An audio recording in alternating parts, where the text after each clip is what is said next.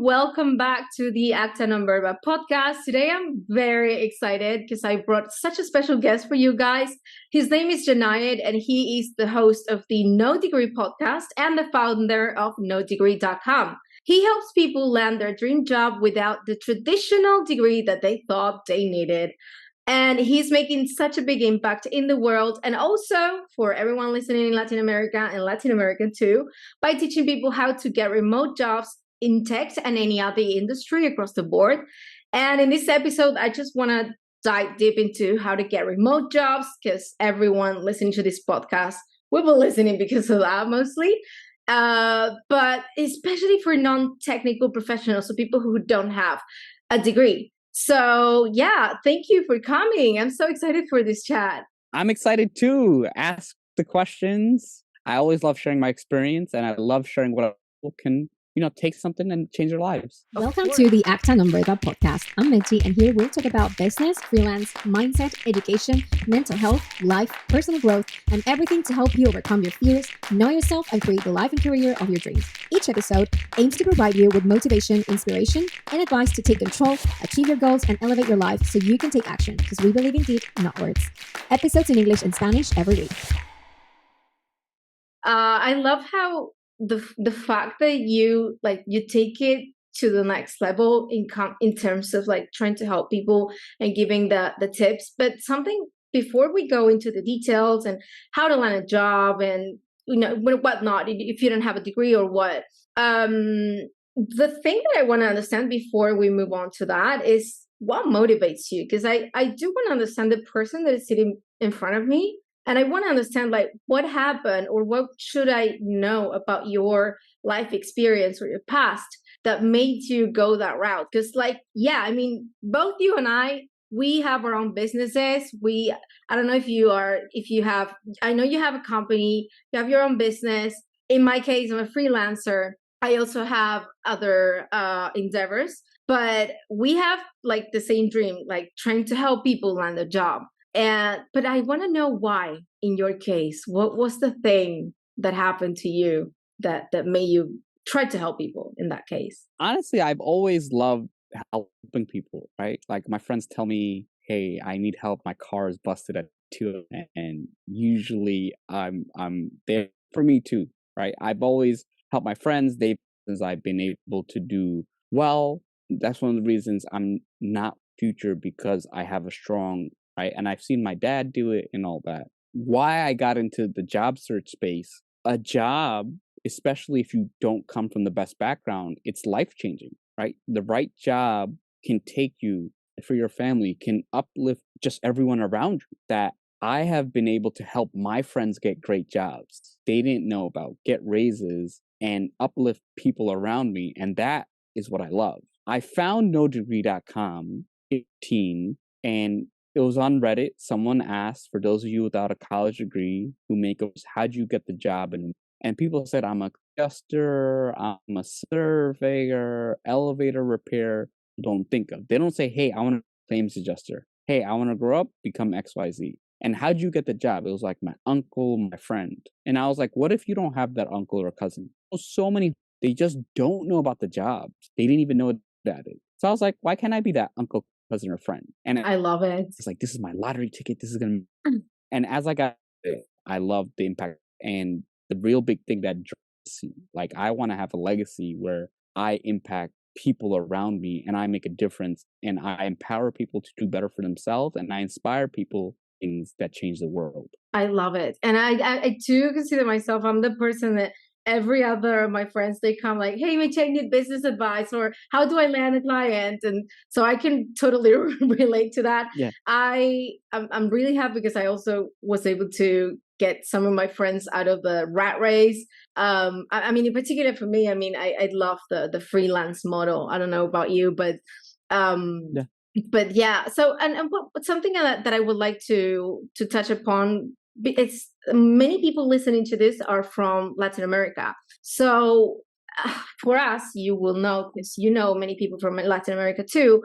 We don't have that uncle. We don't have, because here it's hard to make, we don't have any opportunities or we don't have any contacts. So what would be your top tips from people from Latin America, and not just Latin America, I mean, everywhere where you don't Yeah. have that go-to person that can help you, or the possibility anywhere in the Yeah. world? So what I'm going to tell a lot of people is social media makes it possible that you can network with people all over the world. You don't even need to be a content creator. Even if you're commenting, you're liking, you're sharing, you're attending these things, they make a big. So this was more than 4 years ago. I started live streaming. So about 4 years ago, I started live streaming. People used to watch my live streams, and I had one person who would tune in. We hopped on a call. I asked her what she did. She lived in Belize. And I was like, okay, maybe we can work together. When I had more money, I hired her, just like 10 hours. I think it was like 5 or 10 hours a week. I gave her more hours and then she told me, hey, do you need a podcast? Do you know anybody who needs a podcast editor? My friend just got fired and he lived in Venezuela at the time. And I said, hey, I wanted to launch a podcast. And now he's been working for me for 3.5 years. And if you realize how these things happen, because I found one person and then that person referred someone to me. But she had built a relationship. It's like, hey, I can do this. Can you hire me? And I'll tell you, I have like 40,000 followers on LinkedIn and I'm approaching 10K on Twitter. I get so many messages and sometimes I'll say, yes, I don't want to go into detail. Tell some people I just say, hey, I'll be honest, I'm not physically going to remember you. It's just not possible. I get like, maybe 10 to 20 messages. I get like 50 plus messages a day, but maybe 10 to 20 from like new people daily. Now it's like I have multiple people asking me, unless you have something that I need and right now, I'm not going to remember you. And the fact is, I'm going to go to my network and ask someone like, do you know someone who does XYZ? I'm going to go to my referrals just because it's like, that's who I'm going to go to, right? I trust them as opposed to someone random. So focus on building those relationships, attending, because yes, I have 40,000 followers, but the people who repeatedly support me are not 40,000. It's a handful of people. So when they ask, I'm more than happy to do them. Wow, I love it. It's like you have a network of people, and it's beautiful because all of these people who do different things, and I see it, for example, with me as a freelance copywriter. Sometimes I will write copy for a client, and they will need a designer. I'm not a designer, so of course I have a list of friends or people who follow me that I know that they do amazing work and I can refer them. So it's kind of like the same thing. And I love it because you have like your own platform to do it. In my case, it's like more, it's all over the place. It's the ADHD. Yeah. But I want to know, for the people listening who don't know, what is Nodegreecom? Can you explain it? Nodegreecom is a career resource for people without college degrees. So those other places where you can upskill yourself. So I'll link to all courses. I have articles on career things. And then the No Degree podcast is where I interview people without college degrees and stories so other people can follow in their path. Because through a person's story, you learn about you get the full picture of like, oh, this is the mistakes that they made. Here's what they did right. Here's what they would have done differently. Here's what they did. So that's where No Degree is, where I want to give away as much information for free. I do have services and I charge for my services, but I also want to be able to help those who aren't in financial positions to do so that they could get as much free info as possible. Wow, I love it. So for everyone listening, if you guys want to check it out, I'm going to leave it in the comments. And if you want to have a one-on-one, do you offer like one-on-one consultations with people, or how does that work? I usually tell people to listen to the podcast. Usually right now, because my time is like limited, like even today, it's like a Sunday. I was working have like 3 hours with another 2 hours with another client, and I got to shoot videos and stuff. So I usually focus on US. Just encourage people, check out the podcast, check out those things. Just because, and here's the currency difference. That's why I usually only do business with US and Canada, because the fact is, as much as I'd like to, the currency difference doesn't work out. So I always tell people, find someone local in your country who knows the system. And it just makes sense, because if wanted to charge something, even if I charge the lowest, it's still going to be too expensive just due to the economics. So that's why I wanted to that's why I created these free resources so that can work. But I mean, if people really wanted to, they could. But I have a that also has a lot. Yeah, that's true. And that for the people listening to, I mean, just not to discourage them too. I mean, I come from Latin America. God, here it's crazy. You know, the salaries here are like $400. Sometimes, if they're lucky, we're talking $600. That's very, very low. But that doesn't mean we cannot make it, because if you build these relationships, like you say, and if you work hard enough and if you learn for yourself, you can make it happen, even if you don't have a degree. And this is why I want to have you on, because I get so many people asking me, but I don't have a degree. How am I going to do it? I mean, I'm here living in Argentina and I didn't study anything. First of all, it's never too late. And second, the whole reason I brought you in is just because I want you to explain them and to let them know that, yeah, they can make it without a degree. So, but I know that I've been looking at your podcast, and from all of, I think you've interviewed like 48 people. Is that correct? Or did you interview more? Wait, say it again. Sorry, you broke up. Oh, how many people in total? Because I think you've interviewed like 48 people in total. I'll tell you, I'm gonna open up my podcast app right now. I just released episode 148. Wow. Yeah. And from all the people you've interviewed, the question I want to ask, oh, sorry, I think we're breaking up. I'm gonna like cut this. I think we're breaking up. Let me see if I can, it's probably me, Latin America. This is the bad thing about the country. No matter how many megas you have, sometimes you break up and it's just terrible. Let me see if by closing a few things it works better. Okay, I think it's better now. Yeah, it's better now. I don't break. Great. Okay. I'm gonna ask the question again because I completely broke up. So, from all the people that you've interviewed in your podcast, and I know that you've heard so many different stories, what are the biggest wins that you've heard that you would like to share with the audience? Well, I've interviewed close to, and I do it once a week. Now, there are so many different stories that they each are good in different ways, that they resonate with different types of people. So I like watching like the UFC and MMA fights. My idols, Demetrius Johnson, the best fighters of all time. So it was interesting because 10 years ago, I would watch him work, and all that, and I see him. Someone else I interviewed was JT McCord. He has a very interesting story. His mom was white. His dad was black. His dad was a pimp and like has a crazy lots of siblings. I forgot. And he very, so those really resonate. But I have so many who have all, and they're each special in their own different way. Wow, it's crazy.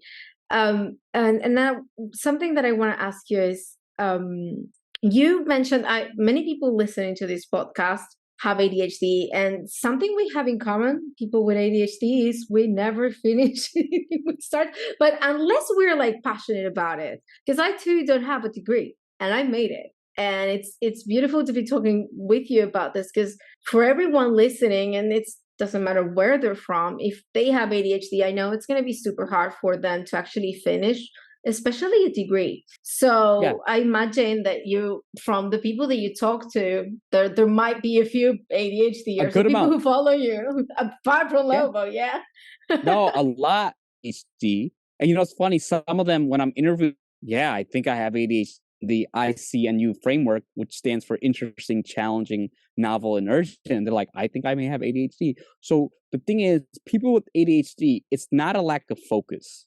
ADHD, executive function deficit. Exactly. ADHD can't focus if they're interested in things. It's just their brain just does not function the same way when they're not interested or something's not urgent. And sometimes people say, oh, you got to do everything like your life depended on it. And that's not a great way to live. It's not a great way to do that. And there's so many other factors. What I always tell people is, a lot of people without degrees, they have, some other issues, some learning things like dyslexia and all that. But the fact is they're very, very good at focusing on what they want to focus on. So a lot of people with ADHD, they do well in college if they didn't have to take those English classes and art classes, whatever classes they do not like, focus on all that. Now, one thing to note is, especially if you're outside the US, if you want to get clients internationally, I don't care about degrees. Like when I hired, I didn't ask him, oh, does he have a degree in podcast editing? I said, hey, can he edit a podcast? My workers, a lot of the international workers do not have college degrees. And the thing is, I'm a university. Like, how am I supposed to know which university in Venezuela that you went to? Like, it doesn't matter. The fact is, can you communicate?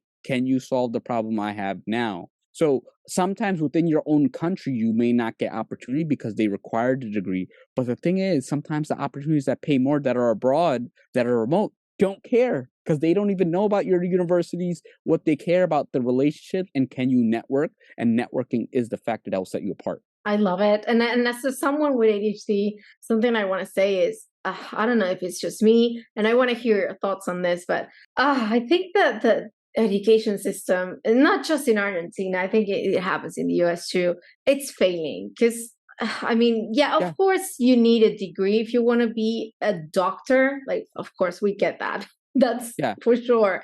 But there are so many things we can do, and I think that the education system, it's not geared towards people who maybe have a passion or are very good at something, but they're not good at other things, like you were saying.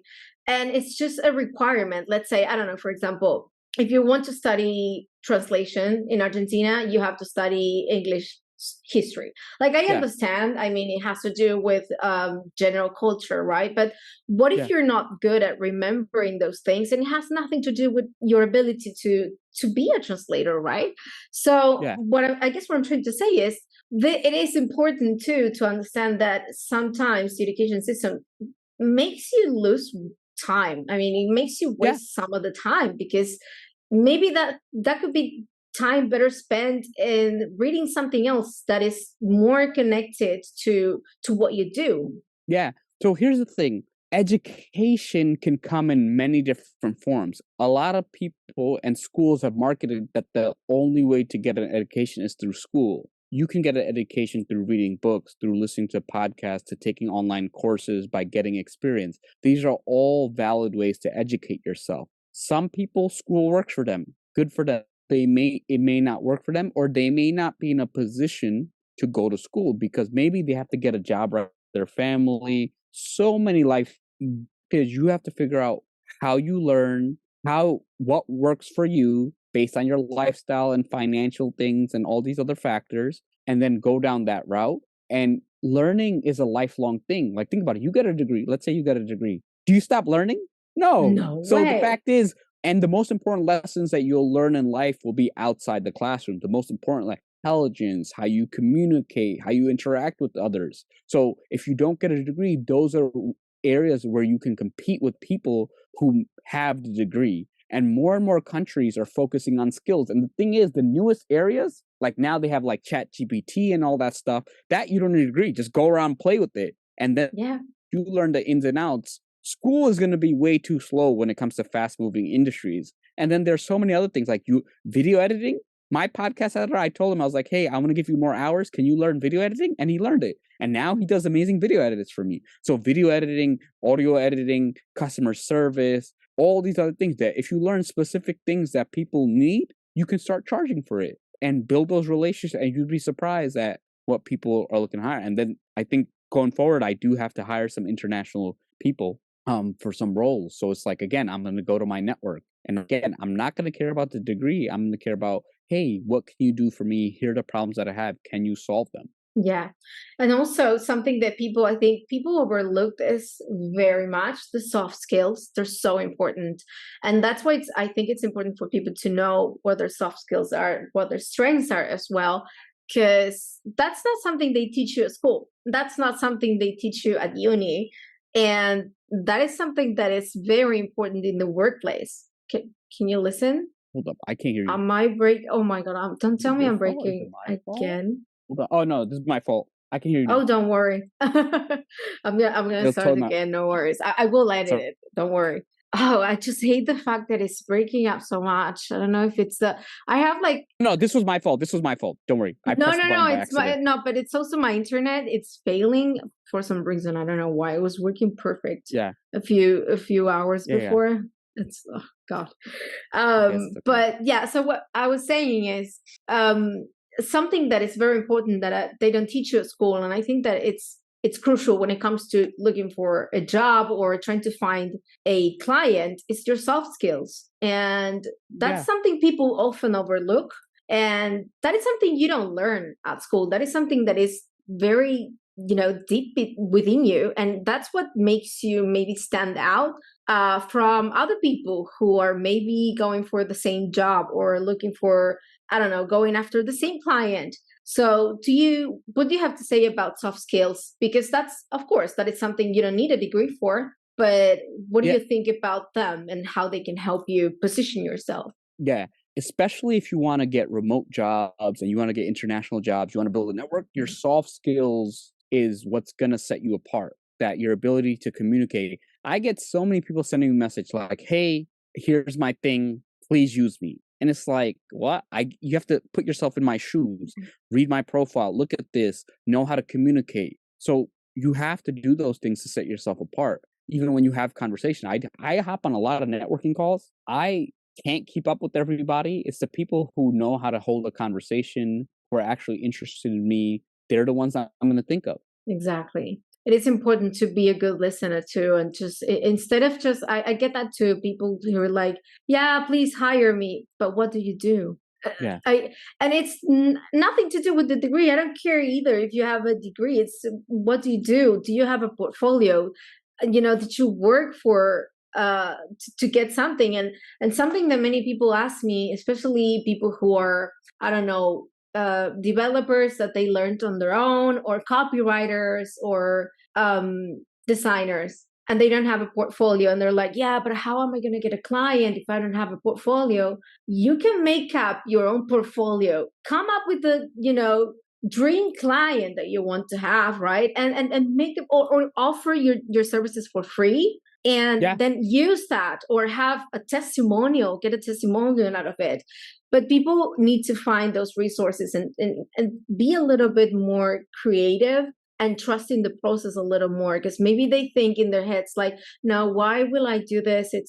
I'm not going to get the job anyway. So what are like your tips for people who don't believe in themselves? Because that happens a lot. Yeah. So here's the thing. If you don't believe in yourself, who will? And the other thing is to uplift my workers and all that. But I purpose for someone new. If someone says, hey, I don't have skills, it's like, it's going to take a lot of time and energy for me to do it. And I don't have that time at this stage. I will take that time for my current workers and all that. So what I would say, you mentioned the thing about free work. Free work is something a lot of people say don't do it. But the thing is, if you don't have any work and you don't have any clients and you have time, do a couple. I have done over 100 resumes for free.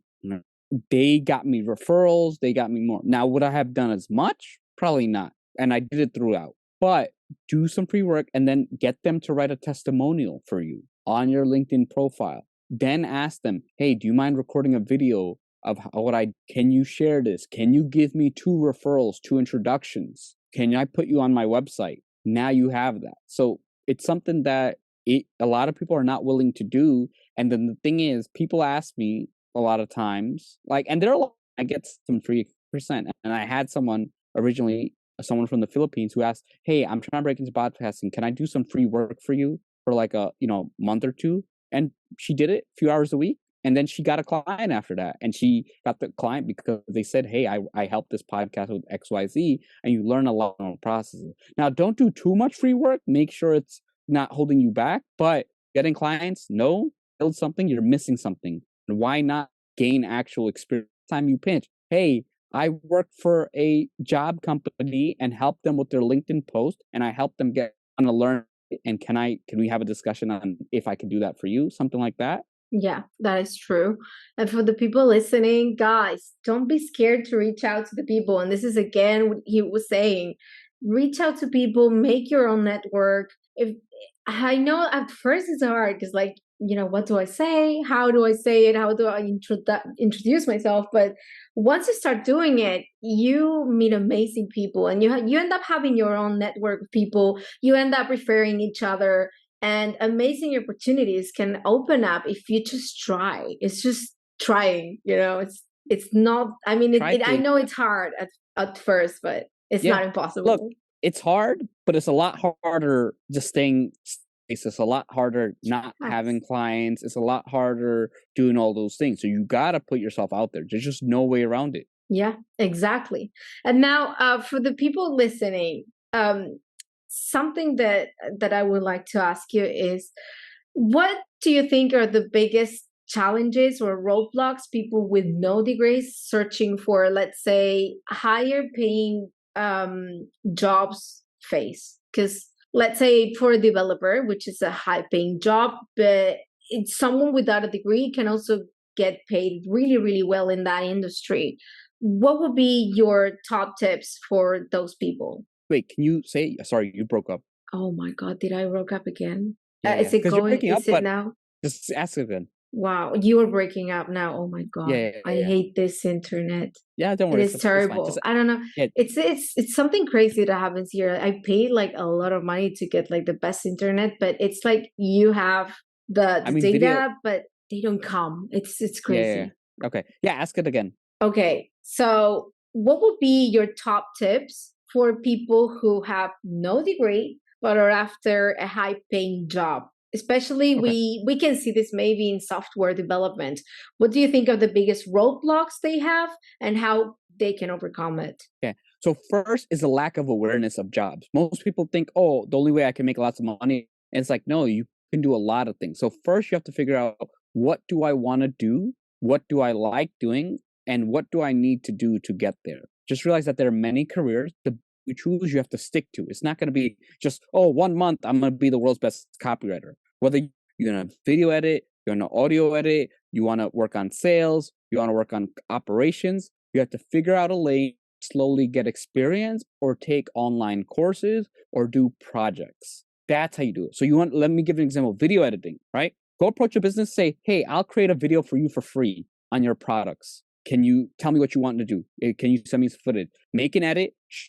Boom. Now you have a portfolio. Now you want to go on YouTube, learn the different video edits. Now you want to play around things, do all that. We upgrade over time. Same thing. You're a developer, work on a little project, start getting active on Twitter, these other communities, start having conversations, start listening to podcasts, go deeper, take courses, stick to it. Just realize that it takes time, but you have to spend time learning. And that's why my podcast, I have all different types of guests. And I tell people, listen to like 10, 20 episodes, like when I wanted to learn something, I'll listen to 100 plus podcasts on that topic, right? Yeah. Because I want to go deep, right? I wanted to learn how to become a paid public speaker. I listened to 180 episodes of a podcast. And then I also bought, it's like so many little intricacies that go into it, but you have to stick to it. It's not a 3-month journey. 3-month journey, 6-month journey, that's just to break in. Now you have the journey of improving yourself, upskilling. So stick to it. Tell people, what do you like doing? Don't just choose software engineer because that's what you like doing.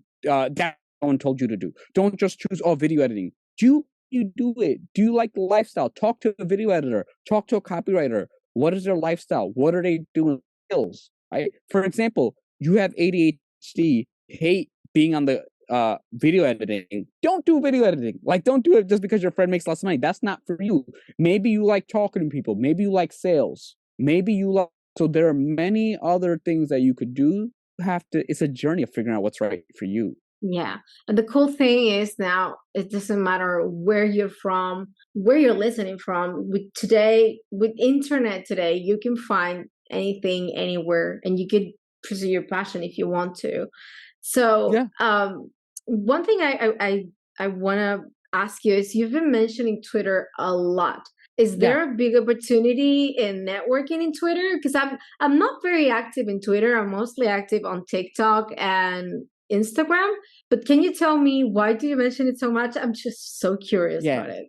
Well, I think you probably found me on Twitter. I did, but I'm not there very, very much though. But I want to ask you just the aspect of like networking. So here's what I'll tell you. I have found that text-based platforms are better for networking, because TikTok, most people spread. Yes, you can make some friends in the comments, but it's tougher. But text, you'll have DMs and all that. TikTok is not as good for DMs, right? So Twitter and LinkedIn is better, but it doesn't matter what. You can network on Discord. You can network on Slack communities. The big thing is you have to be active. But I find that text is a lot easier to network with people, because then you can message and you can follow up. But you can network on TikTok and Instagram. It's just, again, the visual-based platforms, they're not the same for it. But yeah, I use Twitter just because I started with LinkedIn. LinkedIn is phenomenal for networking, and I learned a lot. Twitter, again, very good. I say Twitter just for active when it comes to technology. There are a lot of very good tech communities. They have something called Twitter Spaces, so you can listen in on live conversations. Doesn't matter what.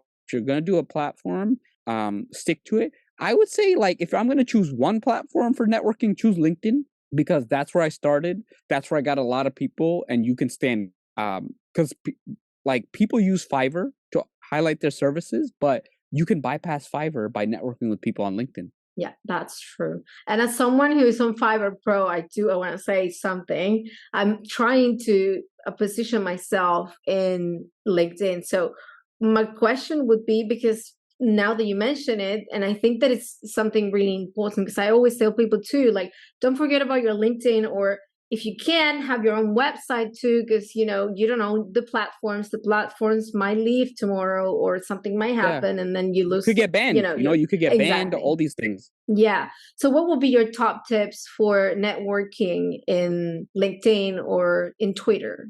Okay. One thing that you should do, you need to support others. Most people like, hey, I want to pick your brain. Can we hop on a call? And it's like, hey, I have over 100 podcast episodes that has your answer. You know that I have created resources that has the answer to your question. So, and I'm like really busy. So it's like, ask me for things and the answer's there. Now, if someone comes to me, hey, I listened to your podcast episode. I loved it. Do you have podcast episodes that talk about this? Who am I going to help? Because one person has done some research, one person has not. Someone who's always commenting on my posts and sharing, like someone always supporting my posts and commenting, he's like, hey, I think I can help you with virtual assistant. And I'm like, you know what? I'll hop on a call with you. Versus someone else is like, hey, I offer these services. It's not even it's who am I going to focus on? Who's actually invested in me? I want to invest my time back. Yeah, and the same happens with anyone else. Even if they're not a content creator like you, maybe they want to ask you something. But what if it's I don't know, let's say someone who wants to network with a company that they love? Of course, not a big company, because that will be delusional. But in that case, I mean, they have to offer value, and this is exactly what you were saying. Try to offer some value, because people they're not going to give you just all of the tips or give you the job if you just like, yeah, hey, I want a job, or hey, I want to pick your brain. It doesn't work like that. Relationships don't work like that. So it's basically understanding human relationships and trying to do that, of course, on the web, which is kind of like the same thing. It's just written down, basically. Yeah. Okay. Yeah, it's one of the that it's like you wanna like conversations. You don't have to be a content creator, but comments go a long way when it comes to networking. Yeah, it is true. Now, I don't want to take much of your time, because I know you're super busy, and I want to ask you questions that really help the audience find that job, even if they don't have that degree that they need, that they think they need it. So, I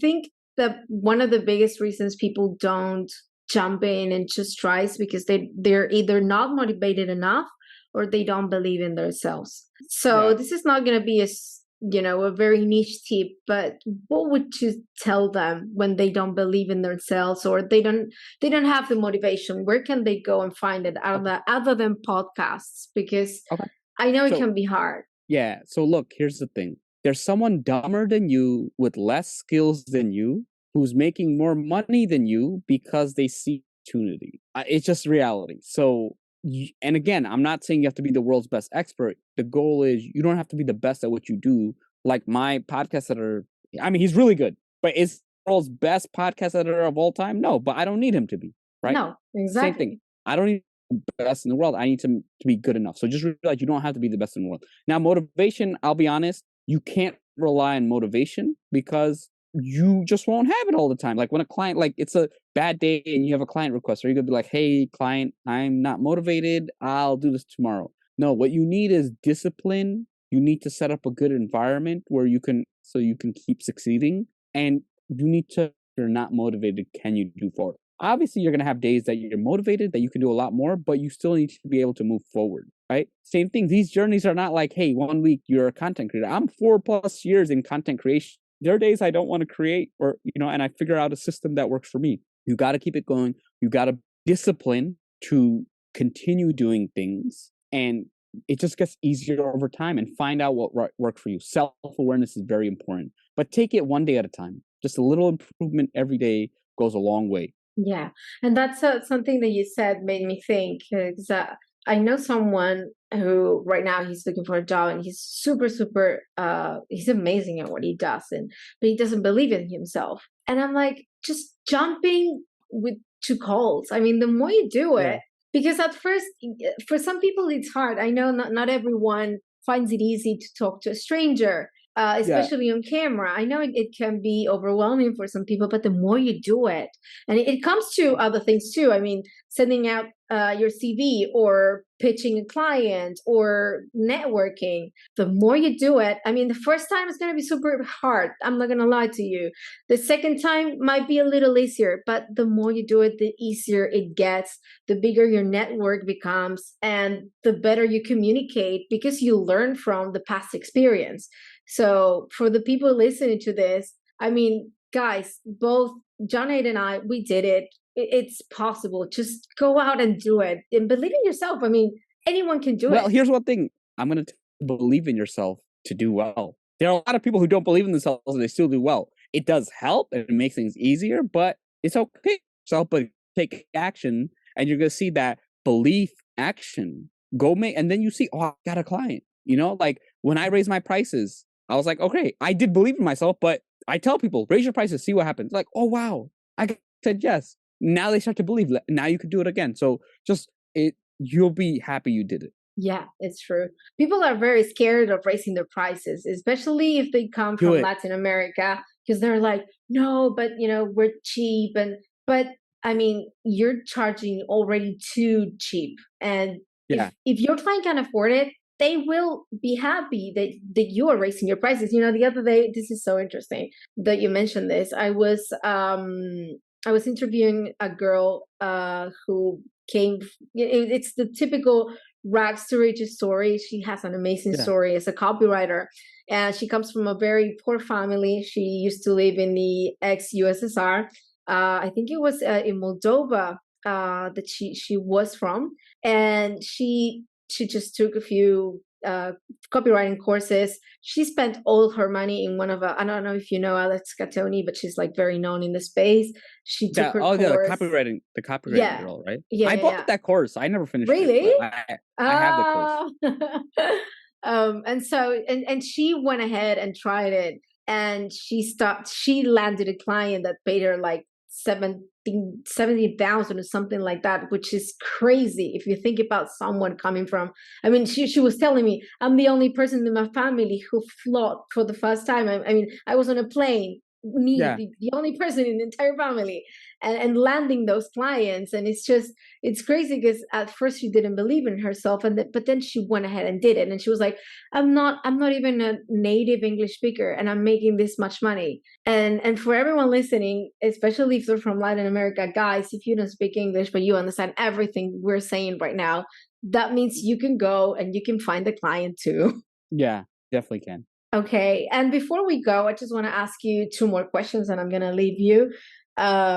So you, as being someone who hires people from Latin America, and this is a question that I want to ask specifically for the people in Latin America listening to this. What are your top tips for them when trying to land a client in the US or outside of Latin America? So trying to land a job in the US? Yeah, or outside of the US, outside of Latin America, because they doubt themselves, because they are not maybe super fluent when they speak, but probably they understand very well and they can write very well. Okay. So one thing is, it's like you have to be able to communicate with the people, because the thing is, if I'm going to consult with them, I'm going to need to. You don't have to have the best English, but you have to have enough, right? Maybe get good at Google Translate. Because the thing is, it's like, I can't expect to get a job in Latin America and not know Spanish. Yeah.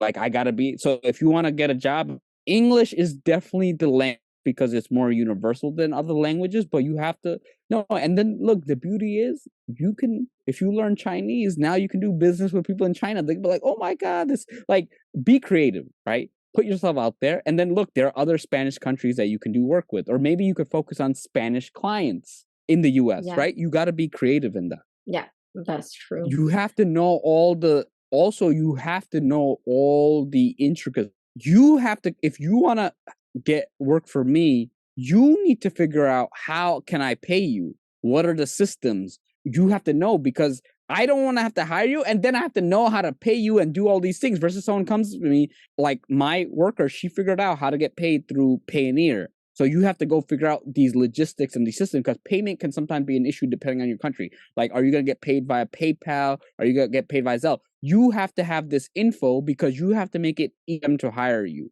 So you got to know the language. You got to know the payment infrastructure things. You have to know, do you help podcasters? Do you have small business owners? Do you help restaurants? Be a little specific. The other thing that I'll tell a lot of people is, do you have family in the US or these other countries? They can offer, because now they can be your thing. I know people in Bangladesh. I will get jobs for them because I know people over here.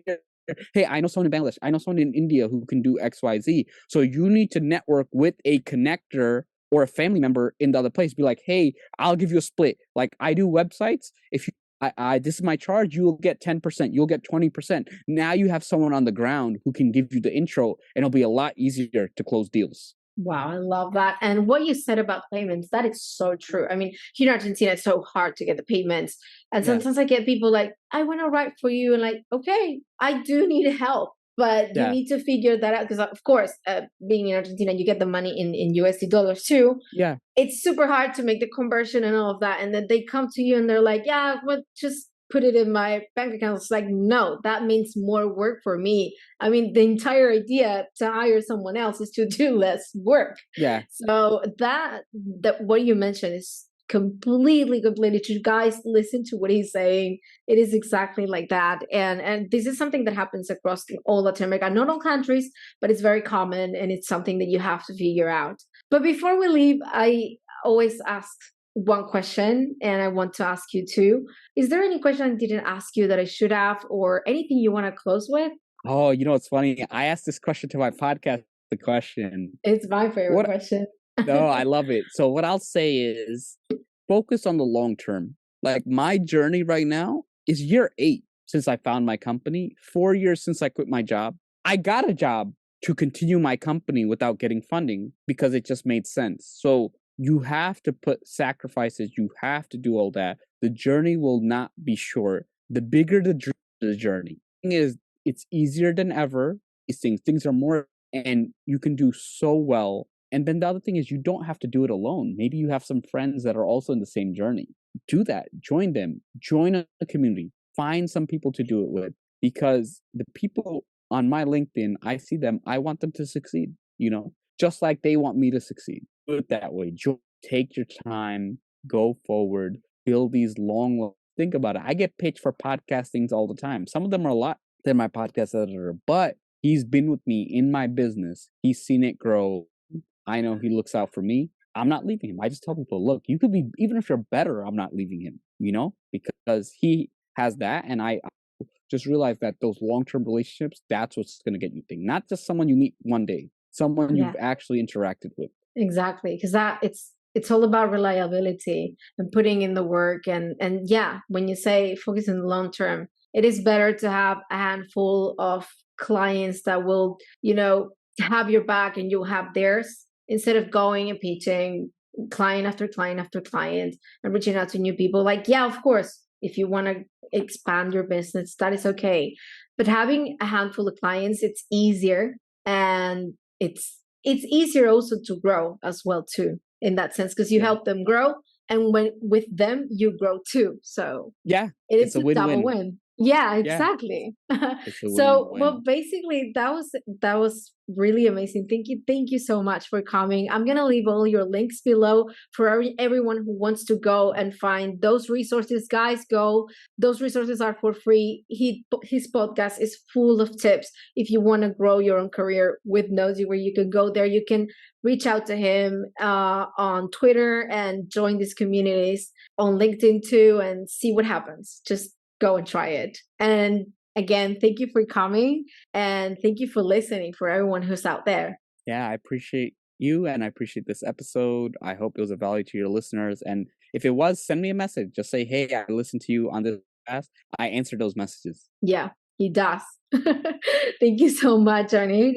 This was amazing. If you like this episode, please don't forget to leave us a like, subscribe, and leave us a review. It helps more than you think to bring you more amazing content like this one. Thank you. See you next time.